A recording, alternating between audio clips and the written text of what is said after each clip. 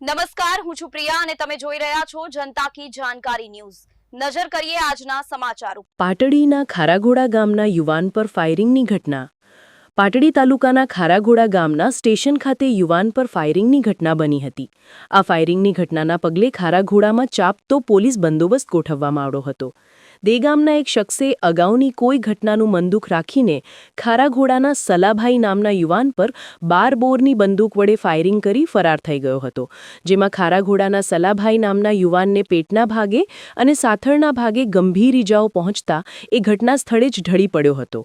ઘટના અંગે 108ને જાણ કરાતા 108 તાકીદે ખારાઘોડા સ્ટેશન ખાતે દોડી જઈ ગંભીર રીતે ઈજાગ્રસ્ત યુવાનને લોહીલુહાણ હાલતમાં પ્રાથમિક સારવાર અર્થે પાટડી સરકારી હોસ્પિટલ ખાતે લવાયા બાદ હાલત નાજુક જણાતા ફરજ પરના હાજર તબીબે આ ઈજાગ્રસ્ત યુવાનને રિફર કરતા એને વધુ સારવાર અર્થે વિરમગામ શિવ હોસ્પિટલ ખાતે લઈ જવામાં આવ્યો હતો। આ ફાયરિંગની ગોજારી ઘટનાના પગલે પાટડી PIBC છત્રાલિયા સહિતનો police staff Viramgam Shiv hospital ખાતે દોડી ગયો હતો। રિપોર્ટ જયેન્દ્રસિંહ ઝાલા।